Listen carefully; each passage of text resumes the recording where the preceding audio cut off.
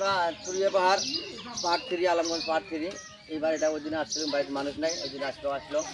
এবার দুটা মহিলা আছে আর ছোটো বাচ্চা আছে আমরা আলমগঞ্জের বিপদে পক্ষ থেকে কিছু খাদ্য বিপদের আসলো খুবই কমজোরি ঘরগুলো দেখাও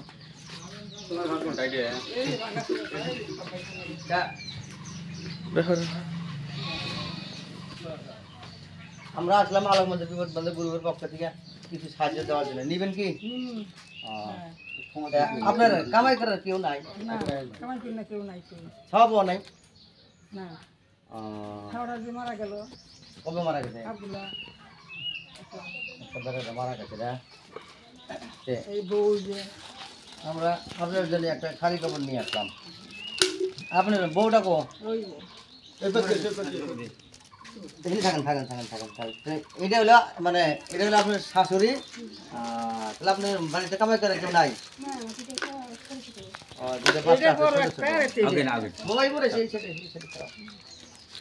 আপনার জন্য একটা খালি কাপড় আছে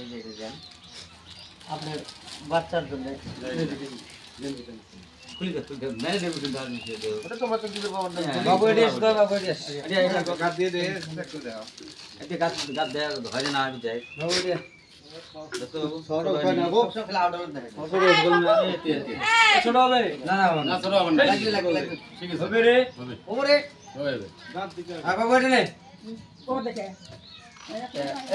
আপনার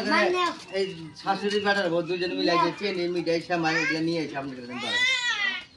তারপরে এখন এই যে বাচ্চাটা ঈদের মধ্যে পাঠা দিয়ে তার জন্য কটা খুচরা পয়সা দিয়ে যায় আপনার গ্রামের থেকে আপনার কোনো ধরনের সাহায্য করে নাই ওই যে ঘুরে মধ্যে কথা বললে যে বেশি হয় হ্যাঁ সমাজের কথা যদি না কই তো মানুষ তো সচেতন হয় না